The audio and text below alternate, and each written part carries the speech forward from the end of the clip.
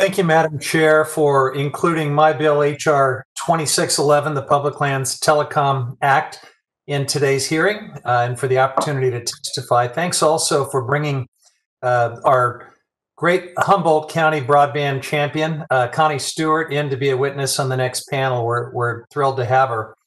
And let me just take a moment to congratulate Representative Curtis on his bill that I've partnered with him on regarding drones and fire safety. It's a great bill, and I appreciate his kind words about this broadband bill as well. Certainly, I promise to continue working closely with you, Mr. Curtis, and others in a bipartisan way on these issues. And lastly, Mr. Gianforte represents a beautiful part of the world, and I do fondly recall those of us that did a CODEL to Yellowstone had a chance to visit the sites that he spoke of.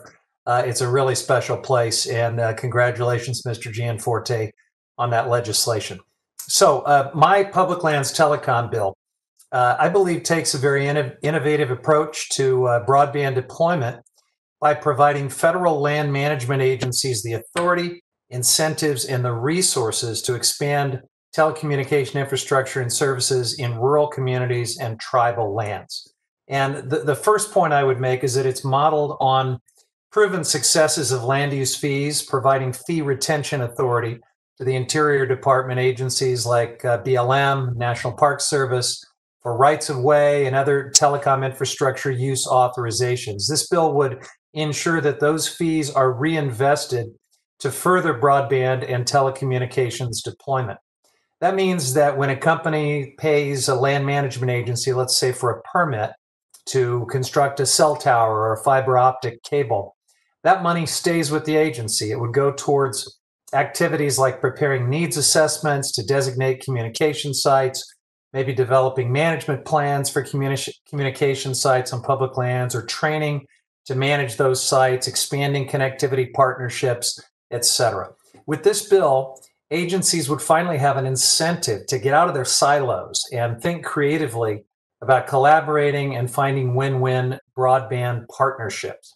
The second part I would emphasize is that the bill provides cooperative agreement authority. This is a key ingredient to getting our public land managers working with private industry and local communities to expand telecommunication infrastructure and services.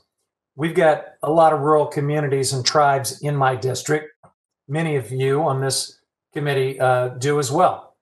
And you know that it is time to leverage their proximity to our nation's public lands managers for investments in telecom infrastructure. We know that high-speed broadband is only becoming more essential to economic development, education, public safety, and a vibrant quality of life. But nationwide, we also know that 1/4 of rural America and about 1/3 of those on tribal lands lack quality broadband. So the longer we allow this digital divide to persist, the more Americans are left behind.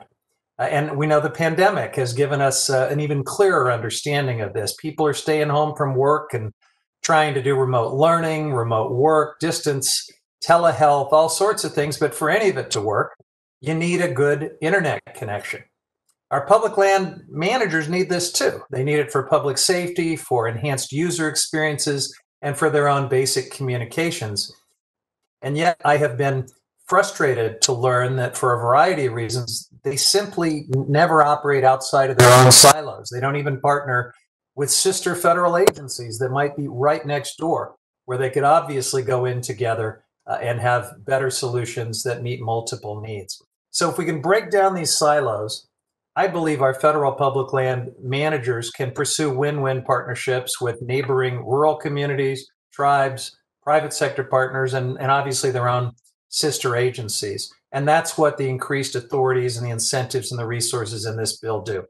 The approach I'm proposing is straightforward. It doesn't cost the government any money.